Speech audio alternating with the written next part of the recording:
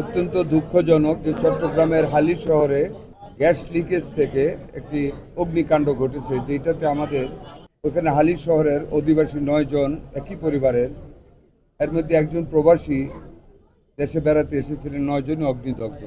ওদেরকে অগ্নিদগ্ধ অবস্থায় উদ্ধার করে আত্মীয় স্বজন ঢাকা আনার পথে একজন রাস্তায় মৃত্যু হয়েছে, আরেকজন আজকে সকালে ঢাকা মেডিকেল কলেজ হাসপাতালে চিকিৎসাধীন অবস্থায় মারা গেছে এইখানে বার্ন ইউনিটে। বাকি 7 জনই চিকিৎসাধীন আছে। আমাদের হসপিটালের সম্ভাব্য যতগুলি চিকিৎসা দেওয়ার মতন ব্যবস্থা আছে সর্বোত্তমভাবে তাদেরকে চিকিৎসা দেওয়া হচ্ছে। আমি নিজে দেখে এসেছি। 100% বার্নই বেশিরভাগ। একজন আইসিইউতে আছে। যথাসাধ্য আমরা চেষ্টা করতেছি, আমাদের হসপিটাল কর্তৃপক্ষ চেষ্টা করতেছেন। আমাদের মাননীয় দুর্যোগ মন্ত্রী এখানে আছেন, আমাদের ওই এলাকার মাননীয় সংসদ সদস্য উপস্থিত আছেন।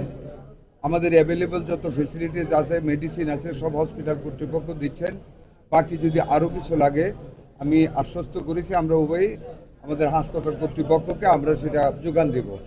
তবে আগুনে পোড়া মানুষ, অনেক কষ্ট হচ্ছে, তাও অনেক কষ্ট যতটুকু সম্ভাব্য ফেসিলিটি চিকিৎসা দেওয়া হচ্ছে। আপনারা দোয়া করবেন, আমরা টেক কেয়ার করতেছি। আমরা শেষ মুহূর্ত পর্যন্ত খেয়াল রাখবো কীভাবে প্রাণগুলি আল্লাহ বাঁচাইতে পারেন। আমাদের সহযোগিতা আমরা চেষ্টা করবো ইনশাল্লাহ। আপনাদেরকে ধন্যবাদ। স্যার, প্রিয় সাংবাদিক বৃন্দ,